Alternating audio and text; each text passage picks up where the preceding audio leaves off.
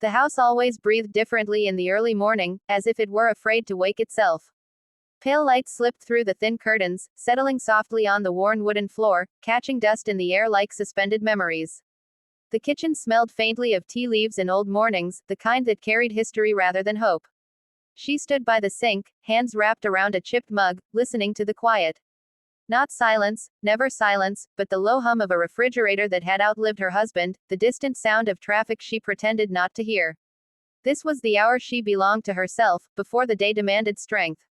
Behind her, somewhere down the narrow hallway, her son stirred. She didn't turn. She always knew when he was awake. Mothers did. There was a shift in the air when he moved, subtle but undeniable, like a tide pulling back before it revealed something hidden beneath. He appeared in the doorway a moment later, hair still unruly, shoulders slightly hunched as if the world had been pressing down on him for years. He paused there, watching her in that quiet way he had learned young, observant, careful, as though words were fragile things that might shatter if used too quickly. She felt his gaze before she saw him. "Morning," she said gently, not looking back. "Morning, Mom." His voice was steady, but she heard the effort behind it. She always did. He crossed the room slowly, barefoot against the cold floor, and took the chair across from her. He didn't reach for anything. Just sat, waiting, watching steam rise from her mug like something trying to escape. Between them, on the small wooden table, lay the ring. The secret circle. It was old silver, dulled by time, a simple band with a faint engraving on the inside, something her husband had once joked only mattered if you believed in forever. She hadn't worn it in years. Somehow, it had found its way back to the table that morning. Her fingers tightened almost imperceptibly around the mug. He followed her gaze. His throat moved as he swallowed. That ring had always been their quiet language. When words failed, when grief was too heavy or fear too sharp, it appeared, on a bedside table, tucked into a pocket, resting between them like a promise neither of them dared to speak aloud. She finally turned to him. Up close, she noticed the things she tried not to see. The tiredness beneath his eyes. The careful way he held himself, as if he were bracing for impact. He looked older than his years in moments like this, and it frightened her more than she ever admitted. "You didn't sleep," she said. He gave a small shrug. "I tried." That answer carried weight. It always did. She set the mug down and took the chair beside him instead of across, close enough that their shoulders almost touched but didn't. Space, but not distance. That had become their unspoken rule. Outside, a bird cried sharply, then fell quiet. "I was thinking," he said after a long pause, eyes fixed on the ring. "About Dad." Her breath caught, but she didn't let it show. She had learned how to hide reactions, how to store them carefully inside so they wouldn't spill over and drown them both. "What about him?" she asked softly. He hesitated. His fingers brushed the table, stopping just short of the ring. The moment stretched, taut with something unnamed. "He used to say," he began, then stopped. A faint smile ghosted across his lips, fragile, fleeting. "He used to say that love wasn't about holding on too tight. It was about knowing when to open your hands." Her chest ached. "Yes," she whispered. He did. The ring seemed heavier now, as if listening. A quiet settled between them, dense and intimate, filled with all the things they never said aloud. She studied her son from the corner of her eye, the way his jaw clenched, the way his breathing slowed as though he were preparing himself for something irreversible. This was not a normal morning. She knew that with a certainty that chilled her. "Mom," he said finally. Just that one word. Nothing else. Her name on his lips carried decades of love, dependence, fear, and trust. It always had. She reached out then, placing her hand over his. He flinched, just slightly, then relaxed, turning his palm upward so her fingers could lace with his. His hand was warm, familiar, still impossibly the same as when he was a child crossing the street for the first time. "You don't have to say it yet," she murmured, instinctively trying to protect him from whatever was rising between them. But he shook his head. "I do," he said. I don't know how." The ring caught the light as he finally touched it, nudging it toward her. The secret circle slid across the table, stopping against her hand. Her breath faltered. Something inside her shifted, slowly, painfully, like a door opening she had kept closed for years. Whatever he was about to ask, she already felt the edges of it pressing into her heart. And she wasn't ready. Not yet. The ring rested beneath her fingertips, its coldness seeping into her skin as though it carried the memory of every hand that had ever held it. She didn't move it away. She didn't pull her hand back from his. Instead, she stayed there, suspended in a moment that felt too fragile to disturb. Her son was looking at her now, really looking, not past her the way he sometimes did when he was lost inside himself. His eyes held something she recognized too well, resolve layered over fear, like glass stretched thin. The room seemed smaller. You remember, he said quietly, how I used to hate circles. She frowned slightly. Circles. Yeah, when I was a kid. I used to say I didn't like things that never ended. His voice softened with the memory. I thought it meant you could never escape. She smiled faintly at that, though her heart twisted. You were a strange child. I was scared, he corrected gently. The word landed between them, honest and bare. She squeezed his hand once, a silent apology for all the things she hadn't known how to fix. He continued, eyes dropping back to the ring. Dad said circles weren't traps. He said they were promises. That they meant something always comes back to you, even if it takes a long time. Her throat tightened. He liked to believe that. I think he was right. Silence returned, heavier now, layered with meaning. The refrigerator hummed on, oblivious. The world outside went on as usual, unaware that something inside this small kitchen was slowly unraveling. She watched her son's face change, moment by moment, as if he were traveling somewhere she could not follow. Mom, he murmured again. This time, her name sounded different. Older. Final. Yes, she answered, though she already felt the answer forming inside him. He took a breath. Then another. The air trembled in his lungs before he spoke. Do you ever think about what comes after? He asked. Her brow furrowed. After what? After, yes, he said simply.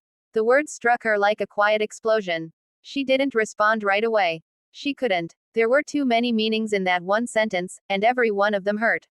I try not to, she said at last. Thinking too far ahead has never brought me peace. He nodded slowly, as if he'd expected that answer.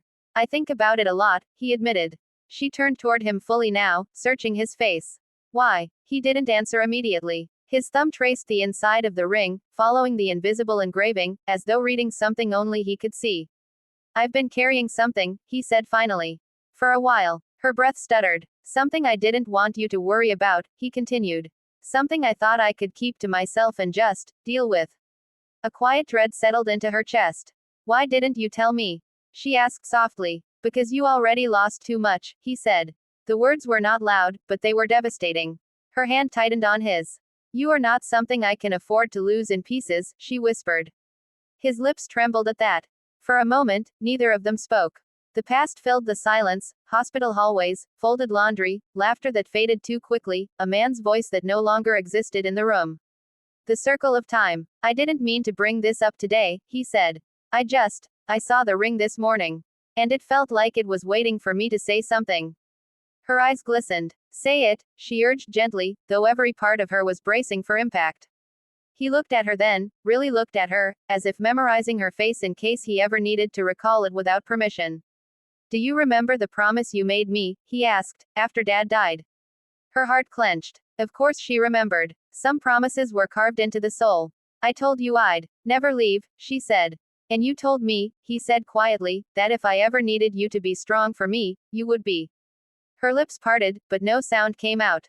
I need that now, he whispered. The ring suddenly felt unbearably heavy. Her body went still. He squeezed her hand, his grip gentle but unyielding. I'm going to ask you something, he said. Her heartbeat thundered in her ears. And I don't know if I have the right to ask it, he continued, voice cracking just slightly, but I don't know how to carry it alone anymore. Tears gathered in her eyes, though she fought to keep them from falling. She had spent a lifetime teaching herself how to stay upright in storms. This one, however, was different.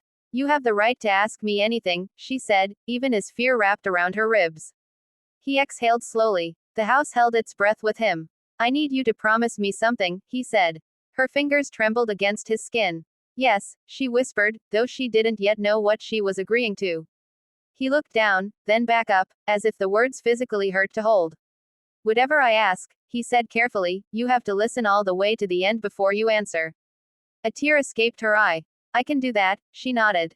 He swallowed hard, his gaze flickering once more to the ring. The secret circle. The promise. The beginning and the end. His lips parted. And for a moment, he couldn't speak. The pause stretched longer than either of them expected. His mouth opened, then closed again, as if the words refused to be born without a cost. The room felt suspended in time, caught between breath and heartbeat. Outside, a car passed. Somewhere far away, life continued, careless and uninterrupted. She watched him struggle, every instinct in her screaming to pull him closer, to shield him from whatever pain had grown sharp enough to demand language. But she stayed still, listening, letting him lead. This was his moment. I used to think, he said slowly, that if I didn't say certain things out loud, they couldn't become real. Her chest tightened. I thought silence could protect you, he went on, eyes fixed on the ring, the same way it protected me. Her fingers brushed his knuckles, barely there. Silence only protects until it doesn't. He nodded, the smallest acknowledgement. I know, he whispered. I know that now. His breathing grew uneven, like he was walking across a narrow bridge without railings. Every step mattered. You've always been strong, he said, his voice gentler now. Stronger than you ever let yourself believe. After Dad died, you didn't break. You bent. And somehow, you still held me together. Her throat burned. She had never wanted to be seen for that. Strength had been survival, not heroism. I did what I had to do, she said quietly. And that's exactly why this hurts so much, he replied. The words settled heavily between them. He finally lifted the ring, holding it between his fingers. The silver caught the light, reflecting it softly across his face, across the lines of worry etched too deeply for someone so young. Do you know why I kept this? He asked. She shook her head. Because it reminds me, he said, that love doesn't disappear just because someone does. Tears welled in her eyes. And because, he added, voice thickening, it reminds me that circles don't break. They just change shape. Her breath hitched. This was the edge. She felt it now, the place where everything tipped. I've been thinking a lot about change, he continued. About what it means to love someone enough to let the story evolve, even when it hurts. Her heart began to race. Please, she whispered, barely audible. Just tell me. He closed his eyes. When he opened them again, there was no hiding left. I don't want you to fight this, he said. The words landed like a crack through glass. Fight what? She asked, though something inside her already knew. He hesitated, pain flickering across his face. What's coming? Her body went cold. I don't understand, she said, shaking her head. You're talking in circles. I had to learn how, he said quietly. You taught me. Her grip tightened on his hand, almost desperate now. You're scaring me. I'm scared too, he admitted. That confession broke something open between them. I didn't tell you because I needed time, he said. Time to decide what kind of courage this required. The kind that holds on, or the kind that lets go. No, she breathed. Don't say that. His jaw tightened. Tears gathered in his eyes, though he fought them back with practiced restraint. I need you to hear this, he said firmly, though his voice trembled. I need you to really hear it. Her heart pounded so loudly she was sure he could hear it. I've made a decision, he said. Her chest felt too small to hold air. And I need your blessing, he continued. The room felt like it was closing in. For what? She whispered. He swallowed hard. For something you never wanted to imagine, he said. Something you were supposed to be protected from. Her eyes searched his face frantically, looking for reassurance, for anything familiar enough to anchor her. Whatever it is, she said, voice shaking now. We face it together. His lips trembled. That's the problem, he said softly. Her heart dropped. I don't know if this is something you can walk through with me, he continued. And I don't want you to destroy yourself trying. A tear slipped down her cheek. Don't decide what I can survive, she whispered. I've already lost too much to be afraid of pain. He leaned forward then, resting his forehead briefly against hers. The contact was gentle, reverent, like a goodbye he wasn't ready to name. I love you, he said. The words were heavier than any confession. She closed her eyes, breathing him in, memorizing the weight of his presence, the familiar warmth that suddenly felt fragile. I love you too, she replied. More than you will ever understand. He pulled back just enough to look at her. Then please, he said, voice breaking at last, don't make this harder than it already is. Her hands trembled. What are you asking me? She demanded softly. He took a breath so deep it shook him. I'm asking you, he said, to promise me something that will feel like betrayal, but isn't. The ring slipped from his fingers and landed softly on the table between them. The secret circle. Waiting. I'm asking you, he continued, eyes locked on hers, to let me go in a way that still lets me stay. Her world tilted. She couldn't speak. She couldn't breathe. And she knew, whatever came next would change everything.